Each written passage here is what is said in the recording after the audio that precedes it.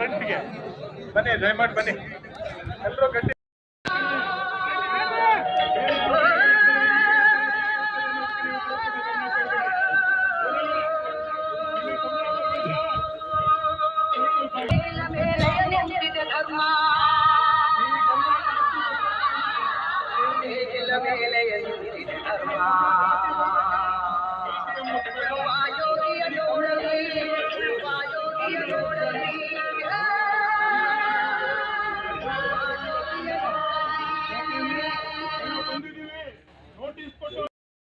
ದಯಮಾಡಿ ನಮ್ಮ ರೈತ ಮುಖಂಡರು ಎಲ್ಲರೂ ವೇದಿಕೆ ಮ್ಯಾಗ ಒಂದೊಂದು ಸೈಡ್ ಕೊಟ್ಟಾರೆ, ಮುಂದೆ ಎಂದ್ರು ಬ್ಯಾನರ್ ಕಾಣಂಗಿಲ್ಲ.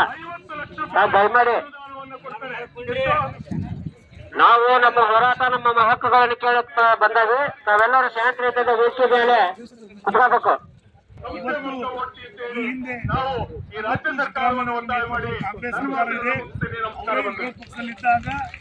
ಮೂರು ಕೃಷಿ ಕಾಯ್ದೆ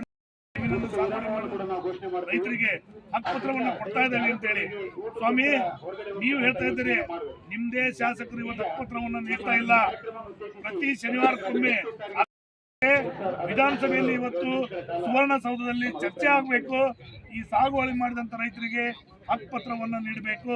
ಅದರಲ್ಲಿ ಬಹಕರಾಮ್ ಅಂತ ಹೇಳಿ ಬಹಳ ಜನರಿಗೆ ಹಕ್ಕುಪತ್ರವನ್ನು ನೀಡ್ತಲ್ಲ, ಬಹಕರಾಮನ್ನು ರದ್ದುಪಡಿಸಿ ಹಕ್ಕುಪತ್ರವನ್ನು ನೀಡಬೇಕು ಅಂತ ಹೇಳಿ ಒತ್ತಾಯವನ್ನು ಮಾಡ್ತಿದ್ದೇವೆ. ಮಂತ್ರಿಗಳಿದ್ದಾಗ ಈ ಕರ್ನಾಟಕ ರಾಜ್ಯದ ರೈತರಿಗೆ ದೊಡ್ಡ ಕೊಡುಗೆಯನ್ನು ಕೊಟ್ಟಿದ್ರು. ವಿದ್ಯುತ್ ಕಾಯ್ದೆ ಇವತ್ತು ಸಿದ್ದರಾಮಯ್ಯ ಅವರ ನೇತೃತ್ವದ ಸರ್ಕಾರ ಬಂದ ಮೇಲೆ ಇವತ್ತು ಡಿಸಿ ಕಂಬ ಹಾಕಿರಬೇಕು.